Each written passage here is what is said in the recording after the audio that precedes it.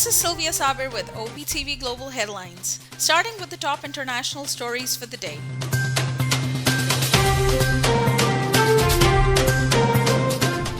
U.S. Secretary of State Anthony Blinken has said he believes the world is united on pressing the Taliban after speaking with Pakistan, China, and Russia. Anthony Blinken met with his counterpart from Pakistan on the sidelines of the UN General Assembly and held talks with ministers of China and Russia. Pakistan's government is proposing the international community develop a roadmap that leads to diplomatic recognition of the Taliban with incentives if it fulfills its requirements. Pakistani Foreign Minister Shah Mahmood Qureshi outlined the idea to try an innovative way of engaging with Taliban as the way that they were being dealt with has not worked. Turkish President Tayyip Erdogan has said that Turkey's ties with the United States are not healthy. He urged that Washington needed to sort out issues over Ankara's purchase of Russian S-400 defense systems.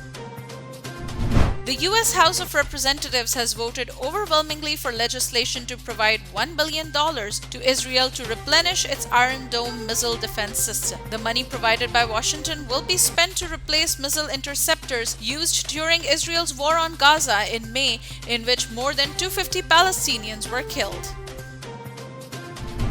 The Organization of Islamic Cooperation Contact Group on Indian-occupied Jammu and Kashmir called upon the international community to take immediate notice of the compelling evidence contained in a dossier issued by Pakistan. The group has called upon the world powers to hold India accountable for the crimes committed by Indian occupation forces in Jammu and Kashmir.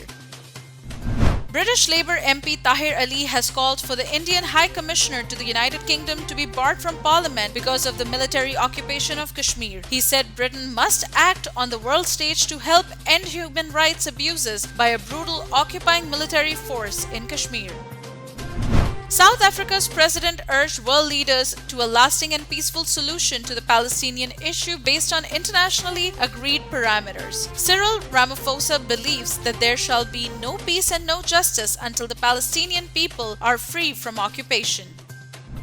Turkey urged Greece early to cancel a circular restricting Muslim students and teachers from performing their religious duties. Foreign Ministry calls on Greek authorities to respect rights of students, teachers in Western Thrace to perform their religious obligations.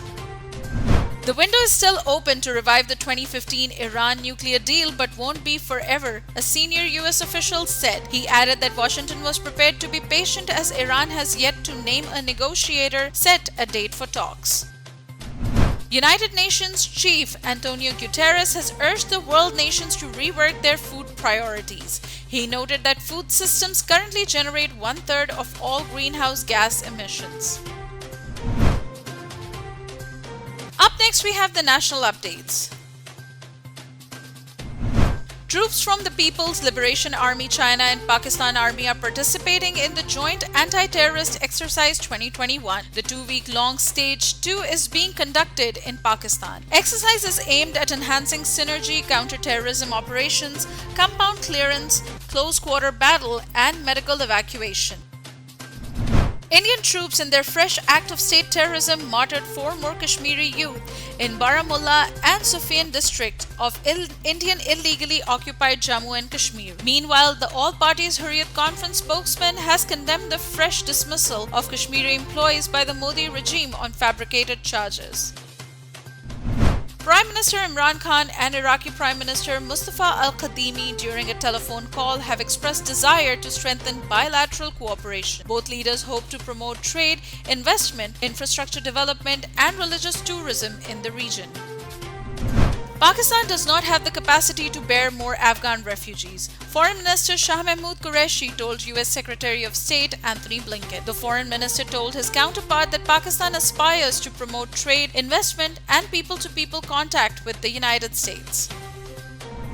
Pakistan has been elected as a member of the Board of Governors of the International Atomic Energy Agency for the next 2 years. Pakistan Embassy in Vienna said that it will remain committed to agency's work in promoting peaceful uses of nuclear energy. Former Prime Minister and Pakistan Muslim League Nawaz Supremo Nawaz Sharif received the first dose of COVID-19 vaccine at a medical facility in Lahore, according to his fake vaccine certificate. The Punjab Health Department has ordered an inquiry into the matter. An MBA graduate from Karachi University has been nominated as the KFC Global Division Chief Executive Officer of KFC. Saber Sami will be driving KFC's brand strategy and performance with the new responsibility starting from January. The Islamabad High Court has set October 6th as the date for indicting prime accused in Noor Muqaddam murder case Sahir Jafar and 11 other accused. Prosecutors said that according to the CCTV footage, Noor jumped from the first floor of the house at 6:35 p.m. while the murder could have taken place from 7:15 p.m. to 7:30 p.m. Up next, we have the health updates. People with migraines might get less rapid eye movement and gets less sleep. Rapid eye movement is the sweet spot of sleep cycles and crucial for thinking and memory, according to a study in the Journal of the American Academy of Neurology.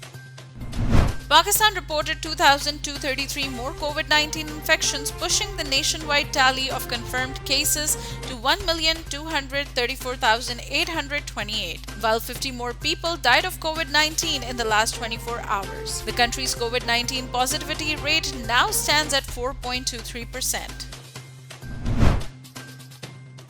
Up next, we have the updates on science and technology. The team of National University of Science and Technology of Pakistan has left a mark at the Formula Student Russia 21. The team has managed to grab second in all individual events, including the engineering design event, business plan presentation, cost event, and EV category.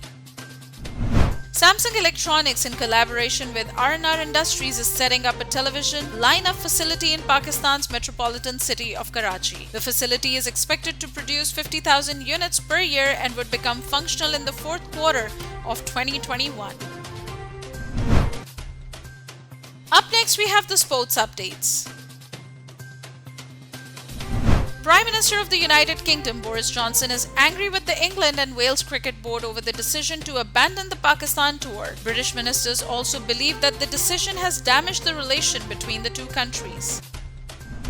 The International Cricket Council has released the official anthem for the Men's T20 World Cup 2021. Live the Game features avatars of Indian captain Virat Kohli, West Indies skipper Kieron Pollard, Afghanistan's ace spinner Rashid Khan, and Australian all-rounder Glenn Maxwell. Left-arm spinner from Pakistan Zafar Gohar has claimed outstanding wickets in Division 2 Triumph County Championship. Playing for Gloucestershire, Zafar claimed 17 wickets in his last 3 innings. Gohar grabbed 11 wickets in Gloucestershire 7-wicket victory over Durham. Up next, we have the entertainment updates. Famous Pakistan film and TV star Talat Iqbal has died in the United States. Talat's funeral will be held after Jummah prayers in Al Rahman Mosque, and he will be buried at Restland Graveyard in Dallas. The veteran actor played key roles in several dramas in the 70s and 80s. The third installment in the Fantastic Beasts franchise is officially titled Fantastic Beasts: The Secrets of Dumbledore. Warner Brothers movie is set to release during Easter weekend in 2022. Peaky Blinders director Anthony Byrne has announced some major developments. Anya Taylor-Joy from Queen's Gambit will play the leading role of Gina Gray in season 6.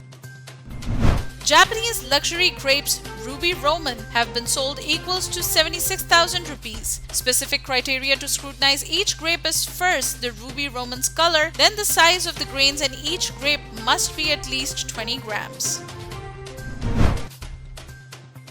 Up next, we have the business updates.